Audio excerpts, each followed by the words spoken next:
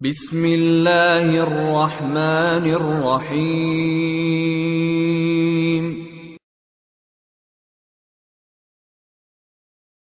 قل إن كنتم تحبون الله فاتبعوني يحببكم الله ويغفر لكم ذنوبكم والله غفور رحيم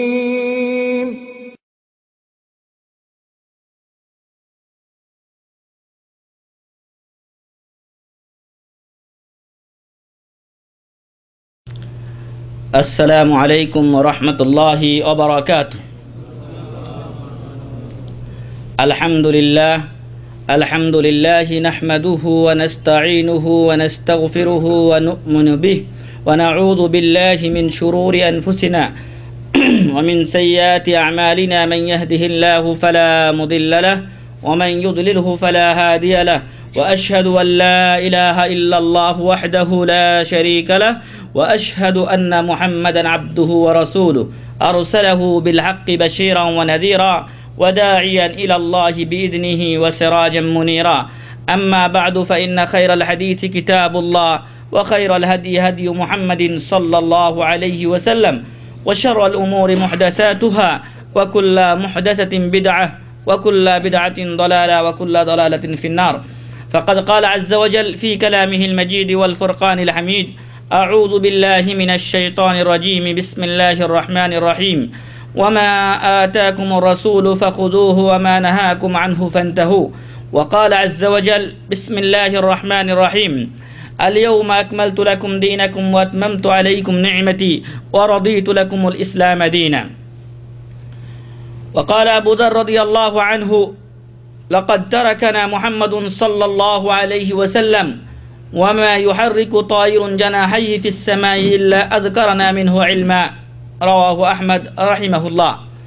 যাবতীয় প্রশংসা ও গুণগান একমাত্র সেই মহামহিয়ান মহান রব্বুল ইজ্জাতের জন্য, যিনি আমাদেরকে এমন এক মজলিসে বসার সুযোগ করে দিয়েছেন যেই মজলিসকে ফেরেশতারা ঘিরে আছেন, যেই মজলিসের উপরে আল্লাহর রহমত নাজিল হয়, যেই মজলিসের অধিবাসীদেরকে আল্লাহ তাআলা শেষে ক্ষমা করে দিয়ে থাকেন, সেই মজলিসে আল্লাহ আমাদেরকে উপস্থিত হওয়ার তৌফিক দেওয়ার জন্য আল্লাহর শুকরিয়া আদা করছি, আলহামদুলিল্লাহ।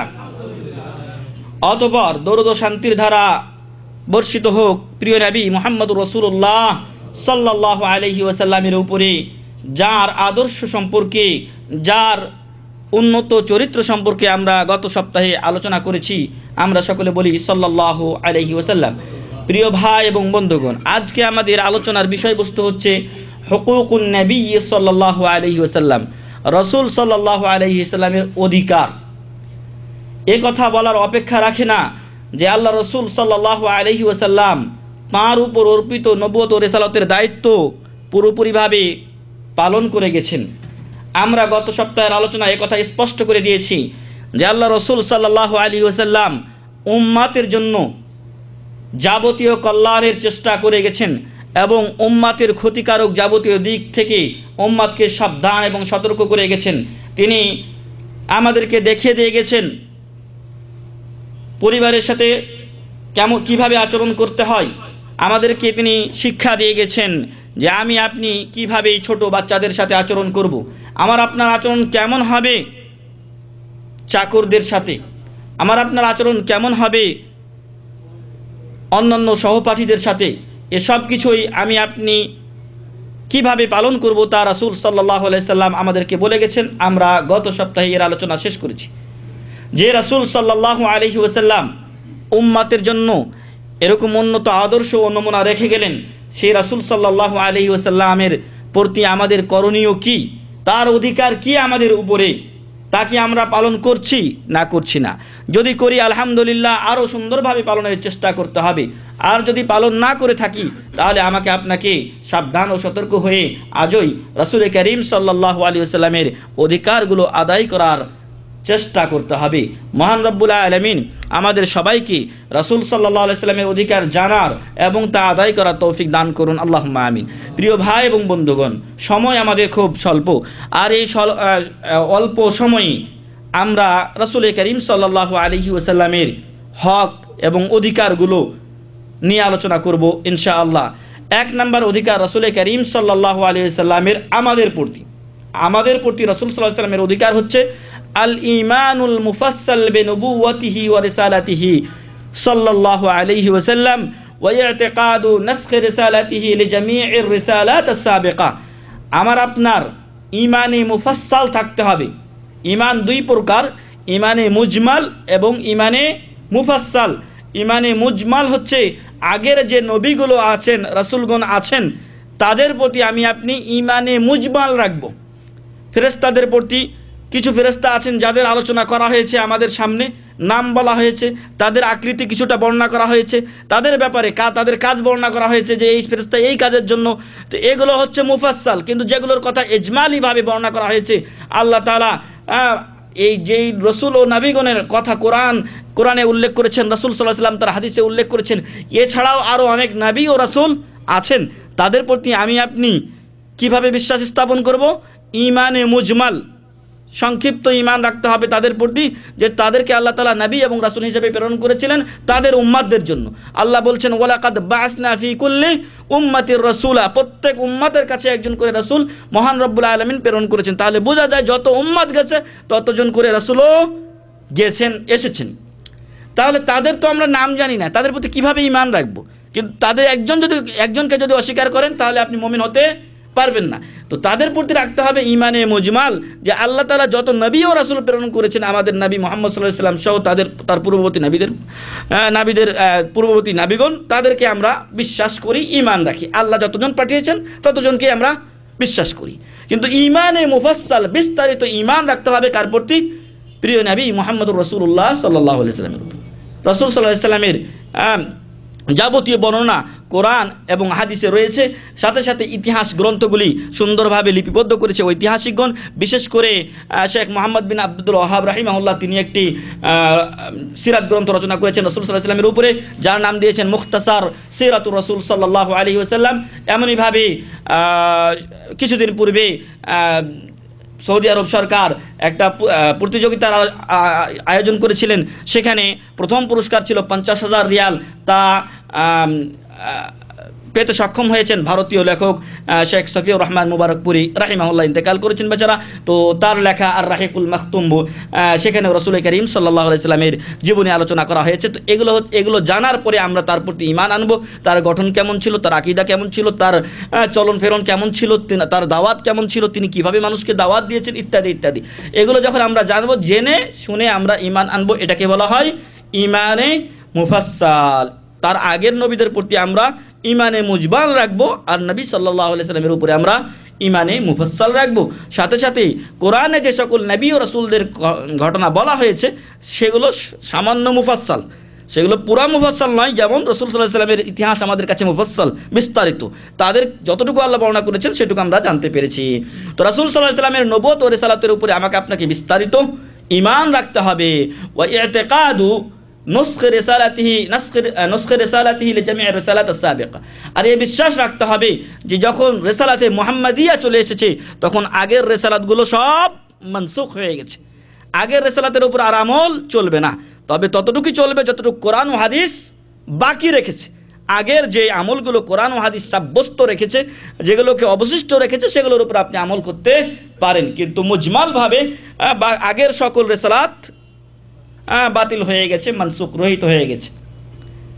আল্লাহ রসুল সাল্লাল্লাহু আলাইহি ওয়াসাল্লামের যুগে ওমর বিন খাত্তাব রাদিয়াল্লাহু আনহু তাওরাতের একটা খণ্ড তিনি পড়ছিলেন।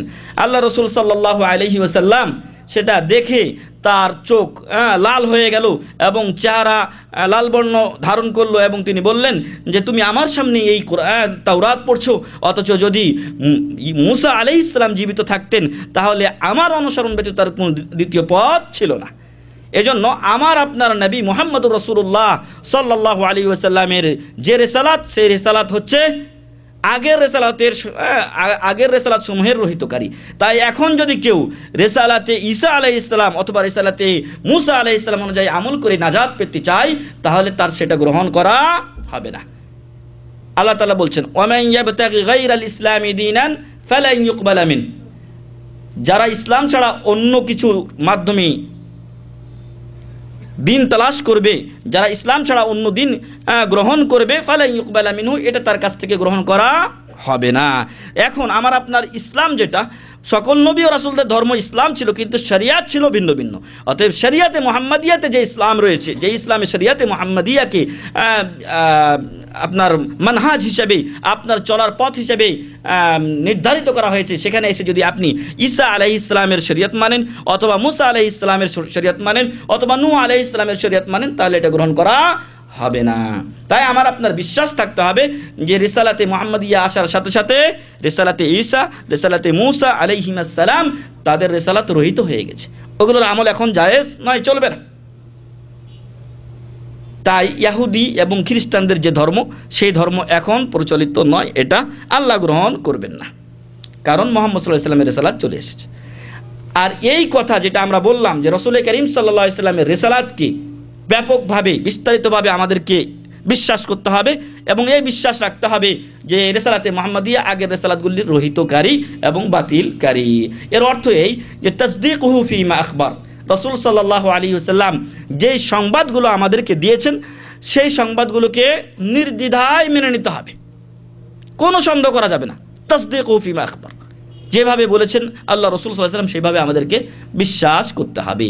আর এই জন্য আবু বকর সিদ্দিক রাদিয়াল্লাহু আনহুকে যখন বলা হয়েছিল যে আল্লাহ রাসূল সাল্লাল্লাহু আলাইহি ওয়াসাল্লাম রাত্রির কিছু অংশে, যেখানে আল্লাহ বলছেন বিসমিল্লাহির রহমানির রহিম, সুবহানাল্লাযী ইসরা বিআবদিহি লাইলাম মিনাল মাসজিদিল হারামি ইলাল মাসজিদিল আকসা আল্লাযী বারাকনা হাওলাহু লিনুরিয়াহু মিন আয়াতিনা ইন্নাহু হুয়াস সামিউল বাসীর, এখানে মহান রব্বুল আলামিন ঘোষণা করছেন যে রাসূল করিম সাল্লাল্লাহু আলাইহি ওয়াসাল্লামকে তিনি রাত্রির কিছু অংশে মসজিদে হারাম থেকে বাইতুল মুকাদ্দাস পর্যন্ত তিনি তাকে রাত্রিকালীন ভ্রমণ করিয়েছেন, সেখান থেকে তাকে মেরাজে নিয়ে যাওয়া হয়েছে, এবং এমনইভাবে জান্নাত জাহান্নাম দেখানো হয়েছে তাকে। বিভিন্ন নবী ও রাসূলগণ আলাইহিমুস সালাতু ওয়াস সালাম, তাদের সাথে তার সাক্ষাৎ হয়েছে।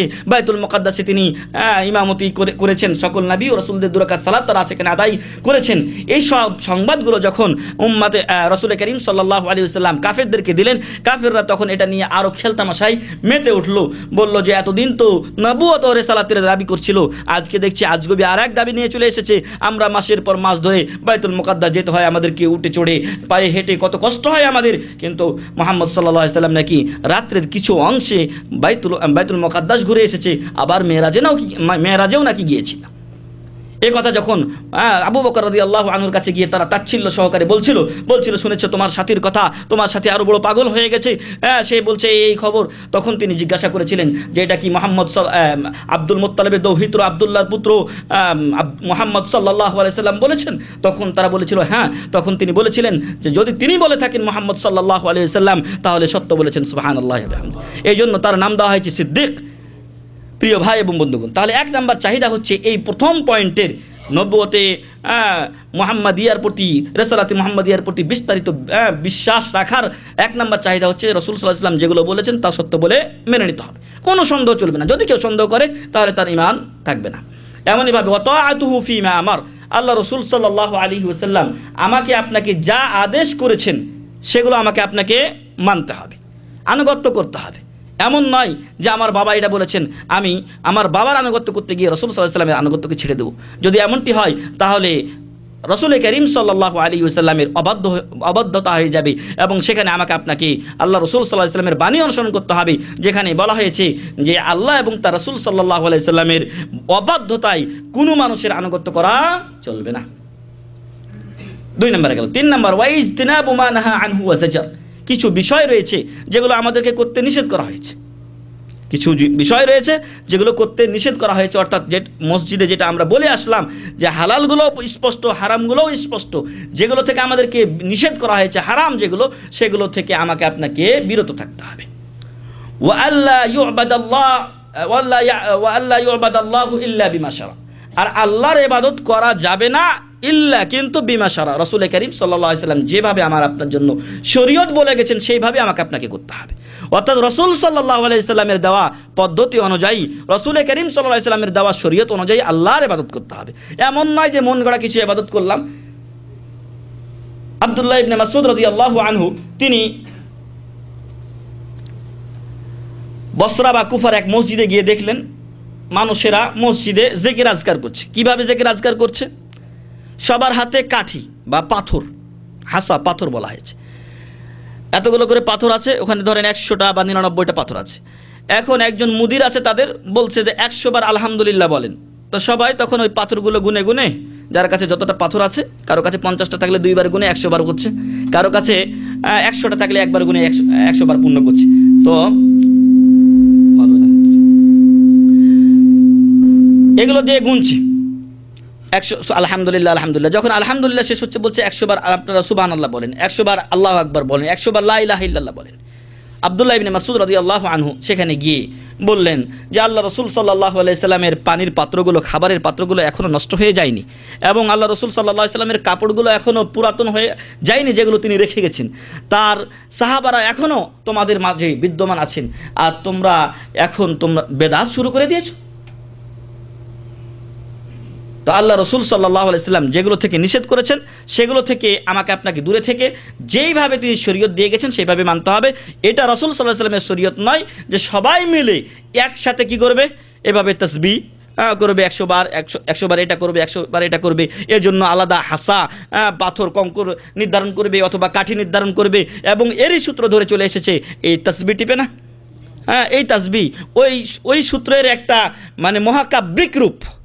যখন উন্নতি সাধন হয় তখন চলে আসে আপনার মানে উন্নত পর্যায়ে যখন আসে তখন এটা আপনার আরও ভালো রূপ ধারণ করে। তো ওই পাথরকে আস্তে আস্তে এটাকে কাঠিবদ্ধ করেছে এবং এটাকে আস্তে আস্তে এমন জিনত দিয়েছে, অলঙ্কার চড়িয়েছে যে এক একটা তাসবির দামও এখন হয়তো বা 2-4 হাজার রিয়াল হবে, এমনও হয়তো তাসবিহ আছে।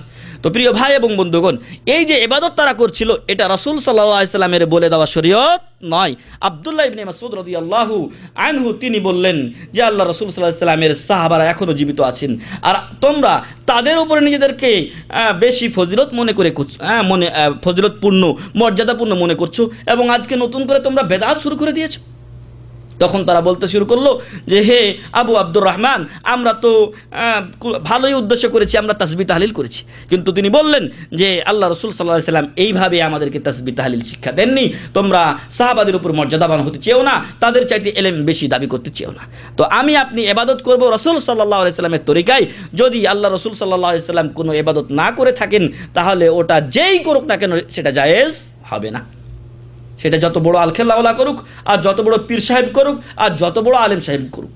এজন্য আপনারা যখন আমাদের কাছে আসেন আর আমরা বলি যে মিলাদ মাহফিল, যেভাবে মিলাদ মাহফিল সেটা বেদাত, রাসূল সাল্লাল্লাহু আলাইহি সাল্লাম কোনোদিন করেননি। আর তারপরে শবে বরাত, তারপরে আরও বিভিন্ন শবে মেরাজ, শবে ইত্যাদি ইত্যাদি সব আর দিন মিলে যা পালন করা হয় আমাদের দেশে সবগুলো বেদাত, তারপরে 40 ইত্যাদি বেদাত। তখন আপনারা বলেন তাহলে আমাদের দেশে এত বড় বড় আলেম করছে।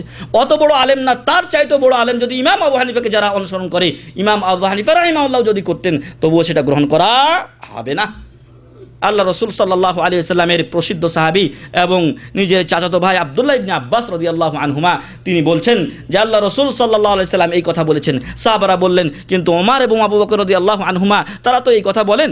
তখন তিনি বললেন ইউশাকু আন তুনজালা আলাইকুম হিজারাতুম মিনাস সামা আকুলু ক্বালা রাসূলুল্লাহ সাল্লাল্লাহু আলাইহি ওয়াসাল্লাম ওয়া তাকুলুনা ক্বালা আবু বকর ওয়া ওমর। আমার ভয় হয় আকাশ থেকে পাথরের বৃষ্টি আযাব স্বরূপ তোমাদের উপর নিক্ষেপ হবে। আমি বলছি রাসূল সাল্লাল্লাহু আলাইহি ওয়াসাল্লাম বলেছেন, আর তোমরা বলছো আবু বকর এবং ওমর রাদিয়াল্লাহু আনহুমা বলেছেন। আমরা আবু বকর এবং ওমর রাদিয়াল্লাহু আনহুমার মর্যাদাকে খাটো করি না, বরং তাদের মর্যাদায় আমরা তাদেরকে অধিষ্ঠিত করি, কিন্তু রাসূল সাল্লাল্লাহু আলাইহি ওয়াসাল্লামের মর্যাদার সাথে তাদের কোনো তুলনা হয় না। তাই রাসূল সাল্লাল্লাহু আলাইহি ওয়াসাল্লাম যা নিষেধ করেছেন, যা করেননি তা থেকে বিরত থাকতে হবে। এখন যদি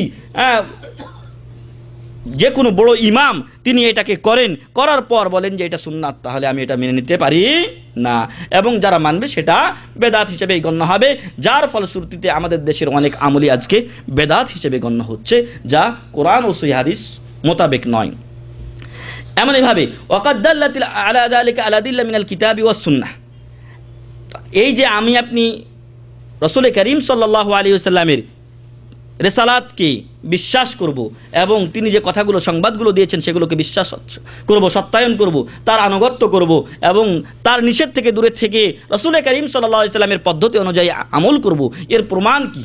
এর প্রমাণ হচ্ছে মহান রব্বুল আলামিন বলছেন ফাআমিনু বিল্লাহি ওয়া রাসূলিহি ওয়ান নূরিল্লাযী আনজালনা, হে মানুষেরা মানব সম্প্রদায় তোমরা ঈমান আনয়ন করো, ঈমান আনো মহান রব্বুল আলামিনের প্রতি, ওয়া রাসূলিহি এবং তার রাসূলের প্রতি বিশ্বাস স্থাপন করতে হবে। ওয়া নূরিল্লাযী আনজালনা এবং যেই নূর, যেই আলো আমি নাজিল করেছি সেই আলোর প্রতি তোমরা ঈমান আনো।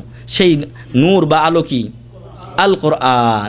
একদল লোক বলে, আল্লাহ তাআলা কোরআনে বলছেন ক্বাদ জাআকুম মিনাল্লাহি নূর, আল্লাহর পক্ষ থেকে তোমাদের কাছে নূর এসেছে, আর ওই নূর মুহাম্মদ সাল্লাল্লাহু আলাইহি ওয়াসাল্লাম। নাউযুবিল্লাহ। এ দিয়ে প্রমাণ করতে চাই যে রাসূল করিম সাল্লাল্লাহু আলাইহি ওয়াসাল্লাম নূরের তৈরি। রাসূল করিম সাল্লাল্লাহু আলাইহি ওয়াসাল্লাম মানুষ ছিলেন, তিনি জিন ছিলেন না, তিনি ফেরেশতাও ছিলেন না। আর আল্লাহ তাআলা মানুষকে মাটি থেকেই তৈরি করেছেন। মানুষের মূল উৎপত্তি হচ্ছে মাটি থেকে। কোরআনে সূরাতুল কাহফে দুই ব্যক্তির যে কথোপকথন হয়েছে সেখানে আল্লাহ তাআলা উল্লেখ করেছেন মুমিন ব্যক্তির কথা, যখন সে আল্লাহর অকৃতজ্ঞ বান্দার প্রতি কথা বলতে যাচ্ছিল তখন তিনি বলেছিলেন আকাফারতা বিল্লাযী খালাকাকা মিন তুরাব সুম্মা মিন নুতফাতিন সুম্মা সাওয়াকা রাজুলা, তুমি কি সেই আল্লাহকে অস্বীকার করছো যেই আল্লাহ তোমাকে সৃষ্টি করেছেন কোথা থেকে? মিন তুরাব, তুরাব মানে মাটি। প্রথমত আমাকে আপনাকে মাটি থেকে তৈরি করে হয়েছে, আমার আপনার মূল ধাতু, মূল জিনিস যেটা সৃষ্টি করেছেন আমাকে আপনাকে আল্লাহ তাআলা সেটা দিয়ে, সেটা হচ্ছে মাটি। সুম্মা মিন নুতফা, এরপর বীর্য থেকে, আর গোস্ত আর হাড্ডি এগুলো আল্লাহ তাআলা দিয়েছেন আমাকে আপনাকে সুন্দরভাবে একটা মানুষ আকৃতি দিতে। তারপর বলছেন সুম্মা সাওয়াকা রাজুলা। কিন্তু যারা বলে যে আল্লাহর পক্ষ থেকে নূর এসেছে মানে মুহাম্মদ সাল্লাল্লাহু আলাইহি ওয়াসাল্লাম নূর, হ্যাঁ মুহাম্মদ সাল্লাল্লাহু আলাইহি ওয়াসাল্লাম নূর, কিন্তু এই নূরের অর্থ সেই নূর না যে তাকে নূর দিয়েই তৈরি করা হয়েছে। আমি আপনি আমার আপনার দেশে যখন কোনো ভালো ব্যক্তি লেখাপড়া অথবা কোনো শিক্ষিত ব্যক্তি লেখাপড়া করে ফিরে আসে তখন আমরা বলি যে অমুক এলাকার উজ্জ্বল নক্ষত্র অমুক ব্যক্তি আব্দুর রহমান, আমাদের গৌরব, আমাদের অহংকার ইত্যাদি ইত্যাদি। তো উজ্জ্বল নক্ষত্র তার ক্ষেত্রে ব্যবহার করা হয়। উনি কি উজ্জ্বল নক্ষত্র? আকাশের তারা না চন্দ্র না সূর্য? কিছুই না। কিন্তু উজ্জ্বল নক্ষত্র এই জন্য বলা হয় যে তার মাধ্যমে জাতি আলোর দিশা পাবে, তার মাধ্যমে জাতির কল্যাণ হবে, এই জন্য তাকে আলো বলা হয়। আর এই আলোই ছিলেন মুহাম্মদ সাল্লাল্লাহু আলাইহি ওয়াসাল্লাম। তার মাধ্যমে জাহেলিয়াত যুগের মানুষেরা আলো পেয়েছে, তার মাধ্যমে আউস এবং খাজরাজ যে মারামারি কাটাকাটিতে লিপ্ত ছিল তাদের মারামারি কাটাকাটি স্তব্ধ হয়ে তারা ইখওয়ান ইন্নামাল মুমিনুনা ইখওয়া, তারা ভ্রাতৃত্ব ভাই ভাই রূপান্তরিত হয়েছেন। এবং আল্লাহ রাসূল সাল্লাল্লাহু আলাইহি ওয়াসাল্লাম যখন মক্কা থেকে মদিনায় হিজরত করেছিলেন তখন অনেক আনসার এবং মুহাজিরদের মাঝে ভ্রাতৃত্ব স্থাপন করেছিলেন। এবং তারা ওয়ারেসের আয়াত তখন নাজিল হয়নি, পরস্পর একজন আরেকজনের ওয়ারেস হতেন। তো যাই হোক, যে কথা বলছিলাম যে আল্লাহ রাসূল সাল্লাল্লাহু আলাইহি ওয়াসাল্লাম নূরের তৈরি, এই কথাটি ঠিক নয়, বরং আল্লাহর পক্ষ থেকে যে নূর এসেছে সেই নূর হলো আল কোরআন। এবং রাসূল করিম সাল্লাল্লাহু আলাইহি ওয়াসাল্লামের ক্ষেত্রে যদি নূরের ব্যবহার করা হয় তাহলে নূর মানে আলোকবর্তিকা, তিনি আমাদেরকে আলোর দিশা দিয়েছেন, এই অর্থে তিনি নূর। তারপরে অপর আয়াতে মহান রব্বুল আলামিন, এই আয়াতটি হচ্ছে সূরাতুত তাগাবুনের 8 নম্বর আয়াত। অপর আয়াতে মহান রব্বুল আলামিন বলছেন ফাআমিনু বিল্লাহি ওয়া রাসূলিহিন নাবিয়্যিল উম্মি আল্লাযী ইউমিনু বিল্লাহি ওয়া কালিমাতিহি ওয়াত্তাবিউহু লাআল্লাকুম তাহতাদুন, তোমরা আল্লাহর প্রতি ঈমান আনো এবং আল্লাহর সেই রাসূলের প্রতি ঈমান আনো যিনি নিরক্ষর। আল্লাহ রাসূল সাল্লাল্লাহু আলাইহি ওয়াসাল্লামের কোনো অক্ষর জ্ঞান ছিল না। আল্লাযী ইউমিনু বিল্লাহ, যিনি ঈমান রাখেন, বিশ্বাস রাখেন আল্লাহর প্রতি, ওয়া কালিমাতিহি, তার কালিমার প্রতি, অর্থাৎ তার যত বাণী রয়েছে মহান রব্বুল আলামিন সেই বাণীর প্রতি, ওয়াত্তাবিউহু লাআল্লাকুম তাহতাদুন, তোমরা তার আনুগত্য করো যাতে করে তোমরা হেদায়েত পাও। যদি আমরা তার আনুগত্য করি তাহলে অবশ্যই আমরা হেদায়েত পাবো। সূরাতুল আরাফ 158 নম্বর আয়াত। এমনইভাবে আল্লাহ তাআলা অপর স্থানে বলছেন সূরাতুল হাশরের 7 নম্বর আয়াতে ওয়ামা আতাকুমুর রাসূলু ফাখুযুহু ওয়ামা নাহাকুম আনহু ফান্তাহু, মহান রব্বুল আলামিনের রাসূল মুহাম্মদ সাল্লাল্লাহু আলাইহি ওয়াসাল্লাম তোমাদেরকে যা দেন তা তোমরা গ্রহণ করো, ওয়ামা নাহাকুম আনহু ফান্তাহু, আর যা থেকে তোমাদেরকে নিষেধ করেন তা থেকে তোমরা দূরে থাকো। এমনইভাবে রাসূল করিম সাল্লাল্লাহু আলাইহি ওয়াসাল্লাম নিজেও বলেছেন এক হাদিসে যে আমি তোমাদেরকে যখন কোনো কাজের আদেশ করি তখন তোমরা যথাসাধ্য সেটা করার চেষ্টা করো, তোমাদের চেষ্টা যতটুকু আছে তা ব্যয় করো সেই কাজ করার জন্য। আর আমি যখন তোমাদের কোনো কাজে নিষেধ করি তখন তোমরা সেটা থেকে বিরত থাকো। অর্থাৎ নিষেধ থেকে অবশ্যই বিরত থাকতে হবে, কিন্তু কল্যাণকর কাজগুলো আমার শ্রদ্ধা অনুযায়ী আমাকে করে যেতে হবে। ইনশাআল্লাহ আমি আপনি লাআল্লাকুম তাহতাদুন, হেদায়েত প্রাপ্তদের কাতারে শামিল হব। আল্লাহ আমাদেরকে হেদায়েত প্রাপ্তদের কাতারে শামিল করুন, আল্লাহুম্মা আমিন।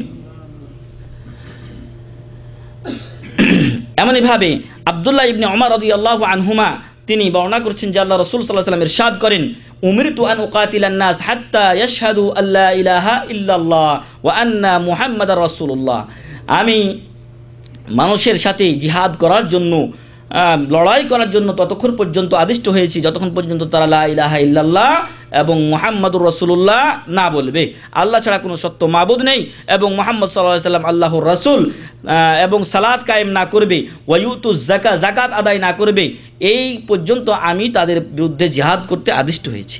যাকাত যখন দেবে, যখন সালাত কায়েম করবে, আল্লাহ এবং তার রাসূল সাল্লাল্লাহু আলাইহি সাল্লামের প্রতি বিশ্বাস স্থাপন করবে, তখন তারা আমার কাছ থেকে ফাইদা ফাআলু যালিকা, যদি তারা এটা করে, আসামু মিন্নি দিমাআহুম ওয়া আমওয়ালাহুম, তাদের জান এবং মাল আমার কাছ থেকে হেফাজত হয়ে গেল, ইল্লা বিহাক্কিল ইসলাম, তবে ইসলামের হক ব্যতীত। অর্থাৎ কেউ যদি হত্যা করে তাহলে হত্যার বদলে হত্যা করা হবে, কেউ যদি ওই জেনা করে আর বিবাহিত বা বিবাহিতা হয় তাহলে অবশ্যই তাকে রজম করা হবে, সেটা আলাদা ব্যাপার। ওয়া হিসাবুহুম আলাল্লাহ, আর তাদের হিসাব আল্লাহর উপরে, আমি তাদের হিসাব নেব না। প্রিয় ভাই এবং বন্ধুগণ, এই হাদিস থেকে বোঝা যায় যে আল্লাহ এবং তার রাসূল সাল্লাল্লাহু আলাইহি ওয়াসাল্লামকে উভয়কেই মানতে হবে। যদি আল্লাহকে মানেন, রাসূল সাল্লাল্লাহু আলাইহি ওয়াসাল্লামকে না মানেন, তাহলে আপনি মুমিন নয়। লা ইলাহা ইল্লাল্লাহ বলে যদি কেউ শেষ করে দেয় আর মুহাম্মাদুর রাসূলুল্লাহ সাল্লাল্লাহু আলাইহি সাল্লামকে না মানে, তাহলে সে মুমিন নয়। কারণ আমাকে আপনাকে দুটার প্রতি বিশ্বাস স্থাপন করতে হবে। লা ইলাহা ইল্লাল্লাহ মুহাম্মাদুর রাসূলুল্লাহ লা ইয়ানফাসিল, একটা আরেকটার থেকে বিচ্ছেদ হতে পারে না। আল্লাহ রাসূল সাল্লাল্লাহু আলাইহি সাল্লাম নিজের পক্ষ থেকে কোনো কথা বলেছেন কি? কোনো কথা নিজের পক্ষ থেকে তিনি বলেননি। বলেছেন ওমা ইয়ানতিকু আনিল হাওয়া ইন হুয়া ইল্লা ওয়াহয়ু, যা বলেছেন তিনি সেটা আল্লাহর পক্ষ থেকে ওহী। তাহলে এক নম্বরে আমরা পেলাম রাসূল করিম সাল্লাল্লাহু আলাইহি সাল্লামের প্রথম হক হচ্ছে তার রিসালাতের উপর বিস্তারিতভাবে বিশ্বাস রাখতে হবে, এবং এই বিশ্বাস রাখতে হবে যে আগের রিসালাত যেগুলো আছে সেগুলো মুহাম্মদ সাল্লাল্লাহু আলাইহি ওয়াসাল্লামের রিসালাতের মাধ্যমে রহিত হয়ে গেছে, এবং উম্মতে মুহাম্মাদিয়াকে রাসূল করিম সাল্লাল্লাহু আলাইহি ওয়াসাল্লামের রিসালাত অনুযায়ী আমল করতে হবে। যা রাসূল সাল্লাল্লাহু আলাইহি ওয়াসাল্লাম বলেছেন তা মানতে হবে, যা নিষেধ করেছেন তা থেকে দূরে থাকতে হবে, তার কথাগুলোকে সত্য বলে মেনে নিতে হবে, তার আনুগত্য করতে হবে। 2 নম্বর, ওয়াজিবুল ঈমান বিআন্না রাসূল সাল্লাল্লাহু আলাইহি ওয়াসাল্লাম বাল্লাগার রিসালা ওয়া আদ্দাল আমানা ওয়া নাসাহা লিল উম্মাহ, এই বিশ্বাস রাখা আবশ্যক, ওয়াজিব, যে আল্লাহ রসুল সাল্লাল্লাহু আলাইহি ওয়াসাল্লাম তার রিসালাতের দায়িত্ব পৌঁছিয়ে দিয়েছেন। আল্লাহ রসুল সাল্লাল্লাহু আলাইহি ওয়াসাল্লাম তার রিসালাতের দায়িত্ব, তার উপর যে রিসালাতের দায়িত্ব দেওয়া হয়েছিল সেই রিসালাতের দায়িত্ব তিনি পৌঁছে দিয়েছেন। ওয়া আদ্দাল আমানা, এবং আমানত আদায় করেছেন। সেই আমানত হচ্ছে কোরআন ও সহিহ হাদিস।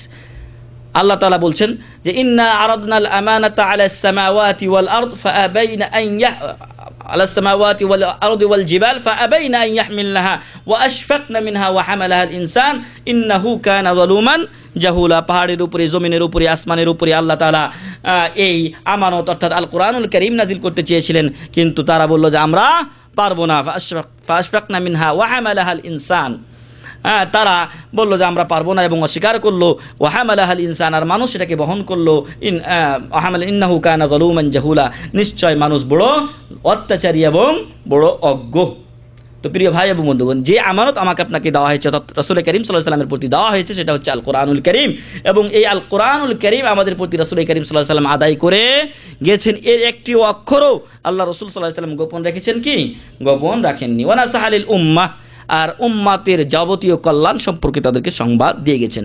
ফামা মিন খাইরিন ইল্লা ওয়াদাল্লাল উম্মাতা আলাইহি ওয়া রাগাবাহা ফি, আর যত প্রকার কল্যাণ আছে সকল প্রকার কল্যাণের সংবাদ দিয়েছেন। ওয়ামা মিন শাররিন ইল্লা ওয়া নাহাল উম্মাতা আনহু ওয়া হাদ্দারাহা মিন, এবং যত প্রকার খারাপি রয়েছে তা থেকে উম্মাতকে সতর্ক করেছেন এবং নিষেধ করেছেন। ক্বালা তাআলা, আল্লাহ তাআলা বলছেন আল ইয়াউমা আকমালতু লাকুম দীনাকুম ওয়া আতমামতু আলাইকুম নি'মাতি ওয়া রাদিতু লাকুমুল ইসলাম দীনা, আজকের দিনে আমি তোমাদের জন্য তোমাদের দিনকে পরিপূর্ণ করে দিলাম এবং তোমাদের উপরে আমার নিয়ামতকে তথা আল ইসলামকে আমি পরিপূর্ণ করে দিলাম এবং ইসলামকে তোমাদের দিন হিসাবে আমি মনোনীত করলাম। সূরাতুল মাইদা 3 নম্বর আয়াত। তো এখান থেকে প্রমাণ হয় যে যেই দিনটা আমরা পেয়েছি সেটা পরিপূর্ণ তখনই হয়েছে যখন রাসূল করিম সাল্লাল্লাহু আলাইহি ওয়াসাল্লাম তার আমানত পরিপূর্ণভাবে আদায় করেছেন। যদি কিছু আয়াত নিজের কাছে গোপন রেখে দিতেন তাহলে আল ইয়াউমা আকমালতু হতো না, কারণ তখনও সেটা বাকি থেকে যেত, রাসূল করিম সাল্লাল্লাহু আলাইহি ওয়াসাল্লাম সেটা নিজের কাছে ধরে রাখেননি, বরং আদায় করে দিয়েছেন। এমনইভাবে আবু দারদা রাদিয়াল্লাহু আনহু আল্লাহ রাসূল সাল্লাল্লাহু আলাইহি ওয়াসাল্লাম থেকে বর্ণনা করছেন যে তিনি বলেছেন, ওয়া আইমুল্লাহি লাকাদ তারাকতুকুম আলা মিসলিল বাইদা, আল্লাহর কসম করে বলছি আমি তোমাদেরকে স্পষ্ট পথের উপর রেখে যাচ্ছি। বাইদা বলা হয় খুব উজ্জ্বল, এখানে আরও কিছু পাওয়ার ওয়ালা বাতি সেট করে দিলে যদি এখানে আরও উজ্জ্বল হতো, একবারে বাইরের চাইতেও আলো বেশি হয়ে যেত, তাহলে এটাকে বাইদা বলা হয়। তো এরকম পথের উপর তোমাদেরকে আমি রেখে যাচ্ছি। লাইলুহা ওয়া নাহারুহা সাওয়া, যার দিন এবং রাত্রি সমান। ইসলামে দিন রাত্রি সবই সমান, অর্থাৎ স্পষ্টতার সব কিছু, এমন কিছু জিনিস নেই যা আপনার কাছে গোপন থাকবে, এমন কিছু জিনিস নেই যা আপনি জানতে পারবেন, এমন নয়, বরং সব কিছু স্পষ্ট করে আল্লাহ রাসূল সাল্লাল্লাহু আলাইহি ওয়াসাল্লাম বর্ণনা করে গেছেন। এজন্য সালমান আল ফারসি রাদিয়াল্লাহু আনহুকে এক ইহুদি বলেছিল যে আমরা দেখছি যে তোমাদের নবী মুহাম্মদুর রাসূলুল্লাহ সাল্লাল্লাহু আলাইহি ওয়াসাল্লাম তোমাদেরকে ছোট ছোট মাসলাও শিক্ষা দেয়। তিনি বলেছিলেন, বালা, হ্যাঁ অবশ্যই, হাত্তাল খেরা, এমনকি কীভাবে আমি ঢেলাকুলুপ ব্যবহার করব সে কথাও আমার নবী মুহাম্মদুর রাসূলুল্লাহ সাল্লাল্লাহু আলাইহি ওয়াসাল্লাম আমাদেরকে শিক্ষা দিয়ে গেছে।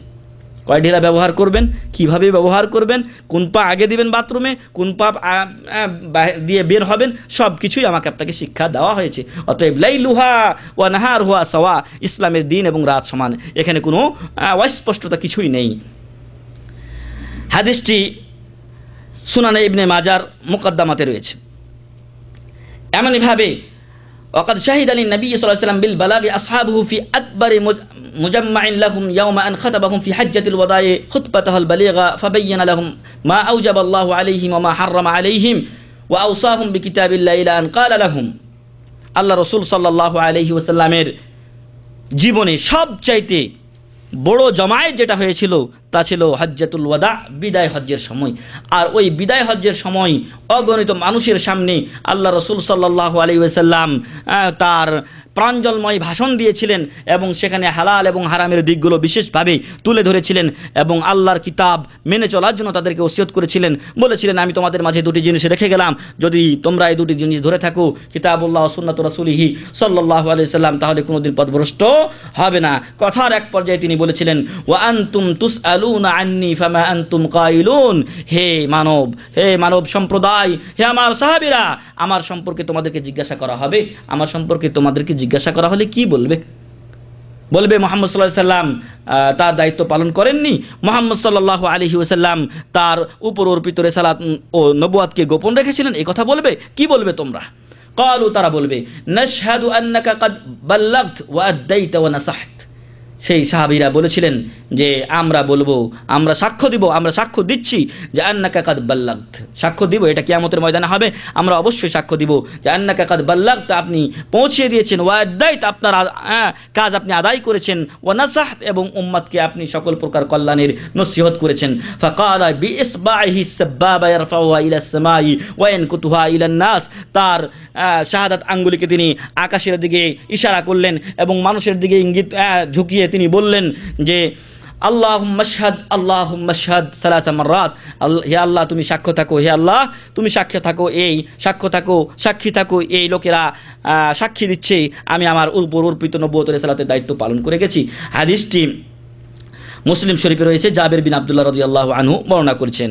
এমনইভাবে আবু যার রাদিয়াল্লাহু আনহু তিনি বলছেন, লাকাদ তারাকানা মুহাম্মাদুন সাল্লাল্লাহু আলাইহি ওয়াসাল্লাম ওয়া মা ইউহাররিকু তায়রুন জানাহাইহি ফিস সামাই ইল্লা আযকারানা মিনহু ইলমা।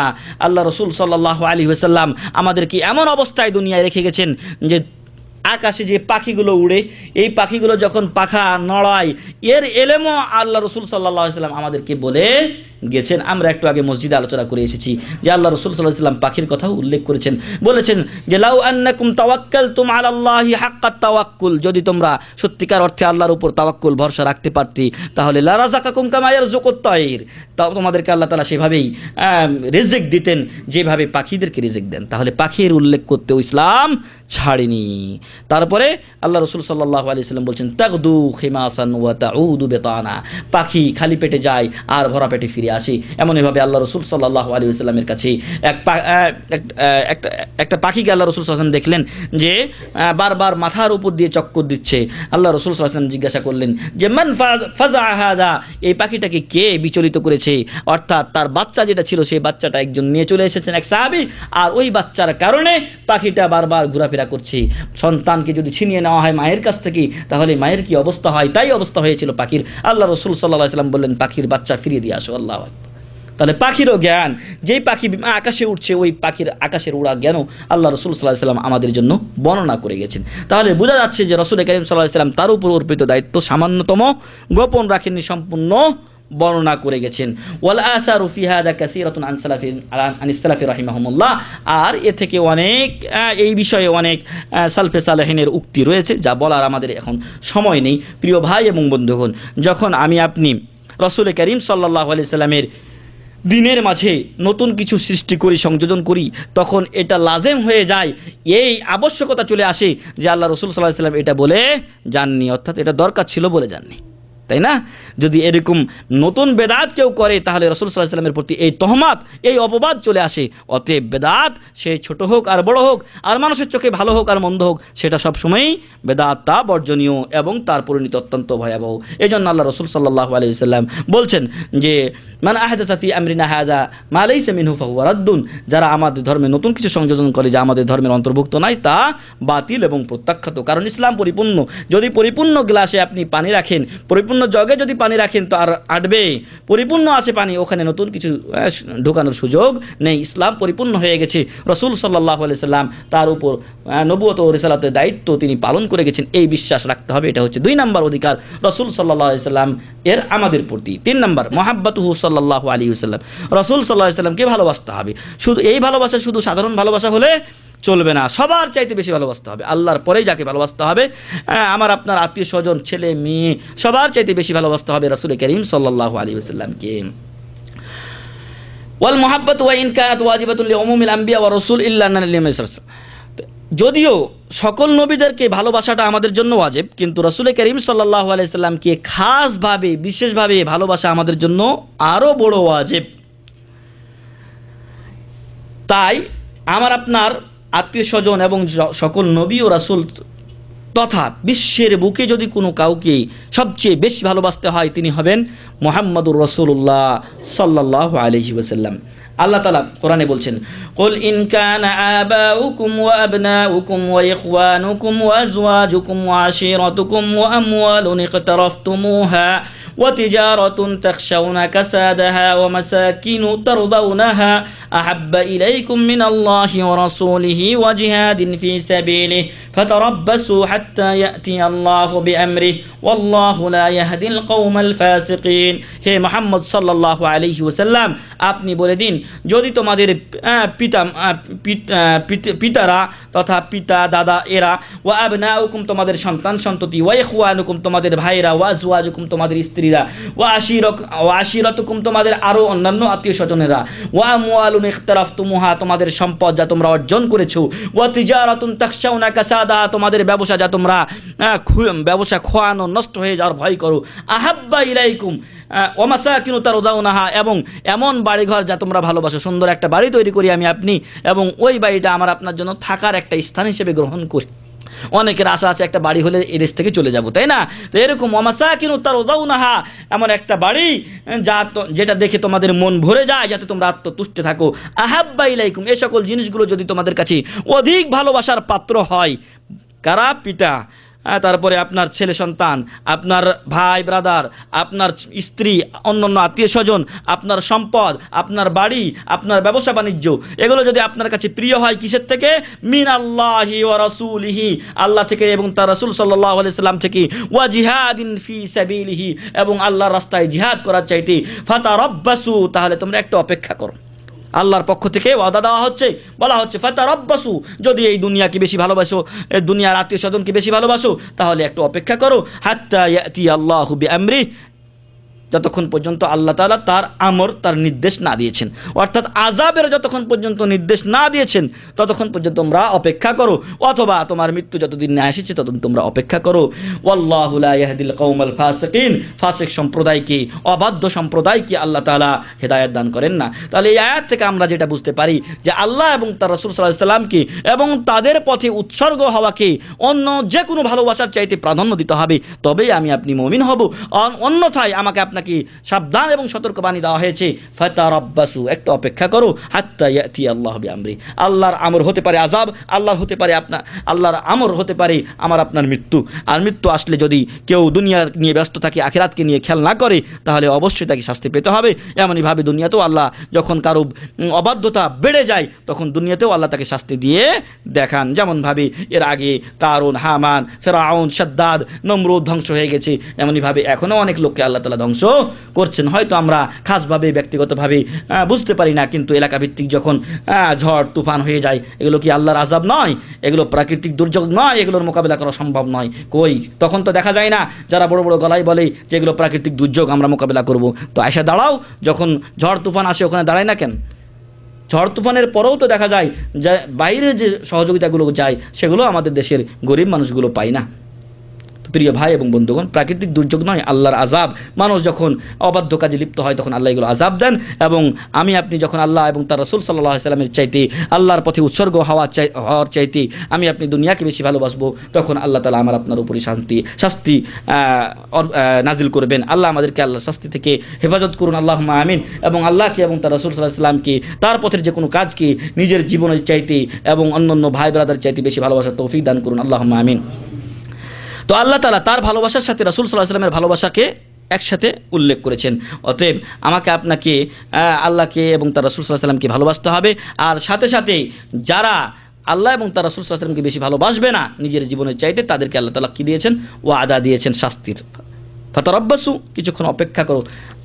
এমনইভাবে বুখারী এবং মুসলিমের হাদিসে আনাস রাদিয়াল্লাহু আনহু থেকে বর্ণিত হয়েছে, আল্লাহ রাসূল সাল্লাল্লাহু আলাইহি ওয়াসাল্লাম ইরশাদ করেন, লা ইউমিনু আহাদুকুম হাত্তা আকুনা আহাব্বা ইলাইহি মিন ওয়ালিদিহি ওয়া ওয়ালাদিহি ওয়ান নাসি আজমাইন, তোমাদের কেউ ততক্ষণ পর্যন্ত পূর্ণ মুমিন হতে পারবে না যতক্ষণ পর্যন্ত সে আমি তার কাছে না হব অধিক ভালোবাসার পাত্র, মিন ওয়ালিদিহি, তার পিতার চাইতে, তার সন্তানের চাইতে, ওয়ান নাসি আজমাইন, সকল মানুষের চাইতে, সকল মানুষের চাইতে বেশি ভালোবাসতে হবে যাকে তিনি হলেন মুহাম্মদ সাল্লাল্লাহু আলাইহি ওয়াসাল্লাম।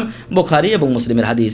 এমনইভাবে ওমর রাদিয়াল্লাহু আনহু তিনি আল্লাহ রাসূল সাল্লাল্লাহু আলাইহি ওয়াসাল্লামকে বললেন এই হাদিস শোনার পরে যে, হে আল্লাহ রাসূল সাল্লাল্লাহু আলাইহি ওয়াসাল্লাম, আনতা আহাব্বু ইলাইয়া মিন কুল্লি শাইইন ইল্লা মিন নাফসি, হে আল্লাহ রাসূল সাল্লাল্লাহু আলাইহি ওয়াসাল্লাম, আপনি আমার কাছে সব কিছু থেকে প্রিয়, কিন্তু আমার জীবনে চাইতে নাই। আমার জীবনকে আমি বেশি ভালোবাসি, তারপর আপনাকে বেশি ভালোবাসি। ফাকালা নবী সাল্লাল্লাহু আলাইহি ওয়াসাল্লাম, তখন আল্লাহ রাসূল সাল্লাল্লাহু আলাইহি ওয়াসাল্লাম বললেন, লা ওয়াল্লাযী নাফসি বিয়াদিহি হাত্তা আকুনা আহাব্বা ইলাইকা মিন নাফসিক, আল্লাহ, ওই আল্লাহর শপথ যার হাতে আমার প্রাণ, এখনো তোমার ঈমান পরিপূর্ণ হয়নি যতক্ষণ পর্যন্ত তুমি আমাকে তোমার নিজের জীবনের চাইতে বেশি ভালো না বাসবে। ফাকালা লাহু ওমর রাদিয়াল্লাহু আনহু তখন রাসূল সাল্লাল্লাহু আলাইহি ওয়াসাল্লামকে বললেন, ফাইন্নাহুল আন ওয়াল্লাহি লা আনতা আহাব্বু ইলাইয়া মিন নাফসি, আল্লাহর কসম করে বলছি এখন আমি আপনাকে আমার নিজের জীবনের চাইতে বেশি ভালোবাসি। সুবহানাল্লাহি ওয়া বিহামদি। ফাকালা নবী সাল্লাল্লাহু আলাইহি ওয়াসাল্লাম, এই কথা শুনে রাসূল সাল্লাল্লাহু আলাইহি ওয়াসাল্লাম বললেন, আল আনা ইয়া ওমর, হ্যাঁ ওমর, এখন তোমার ঈমান পূর্ণ হয়েছে। প্রিয় ভাই এবং বন্ধু, আমার আপনার ঈমান কোথায় খুঁজে পাওয়া যাবে? আমার আপনার ভালোবাসার সময় যদি আমি উল্লেখ করি তাহলে আমি আপনি দেখব যে আমি আপনি রাসূল করিম সাল্লাল্লাহু আলাইহি সাল্লামের ভালোবাসা থেকে অনেক অনেক দূরে রেখেছি নিজেকে। কোরআন ও হাদিস থেকে আমি আপনি অনেক দূরে। যখন কোরআন ও হাদিস আসে আর মনের এক পূজা আসে তখন মনকে যেন প্রাধান্য দেই। যখন আত্মীয় স্বজনের কোনো আবদার আসে কোরআন ও হাদিস তার বিপরীতে চলে যায়, কিন্তু আমি আপনি আত্মীয় স্বজনের আবদার রক্ষা করতে দ্বিধা করি না। এগুলো আল্লাহ রাসূল সাল্লাল্লাহু আলাইহি সাল্লামের ভালোবাসার বিপরীত। আপনি একে বেশি ভালোবাসছেন বলে তার কথাকে আপনি প্রাধান্য দিচ্ছেন বেশি। তাহলে ৩ নাম্বার যে হক তা হচ্ছে রাসূল করিম সাল্লাল্লাহু আলাইহি সাল্লামকে বিশ্বের যে কোনো মানুষের চাইতে বেশি, মানুষ, বস্তু এবং যা কিছু আছে বিশ্বের মাঝে, এই বিশ্বের চাইতে, সব কিছুর চাইতে আমাকে আপনাকে রাসূল করিম সাল্লাল্লাহু আলাইহি সাল্লামকে বেশি ভালোবাসতে হবে। এমনভাবে ৪ নম্বর হচ্ছে যে রাসূল করিম সাল্লাল্লাহু আলাইহি ওয়াসাল্লামকে সম্মান করতে হবে। রাসূল করিম সাল্লাল্লাহু আলাইহি ওয়াসাল্লামের মর্যাদাকে ঠিক রাখতে হবে। আল্লাহ তাআলা কোরআনে বলছেন, লিতুমিনু বিল্লাহি ওয়া রাসূলিহি, যাতে করে তোমরা আল্লাহর প্রতি ঈমান আনো এবং তার রাসূলের প্রতি, ওয়া তুআজ্জিরুহু ওয়া তুওয়াক্কিরু, তাকে তোমরা সম্মান করবে এবং মর্যাদা করবে। সূরাতুল ফাতহ ৯ নম্বর আয়াত। এমনইভাবে সূরাতুল আরাফের ১০৭ নম্বর আয়াতে আল্লাহ তাআলা বলছেন, ফাল্লাযীনা আমানু বিহি, যারা রাসূল করিম সাল্লাল্লাহু আলাইহি ওয়াসাল্লামের প্রতি বিশ্বাস স্থাপন করে, ওয়াজ্জারুহু এবং তাকে সম্মান করে, ওয়ানাসারুহু তাকে সহযোগিতা করে, ওয়াত্তাবাউন নূরাল্লাযী উনজিলা মাহু এবং তার সাথে যে নূর আলো কোরআন নাজিল করা হয়েছে সেই কোরআনের অনুসরণ করে, আনুগত্য করে, উলাইকা হুমুল মুফলিহুন, তারাই হলো সফল কাম এবং বিজয়ী।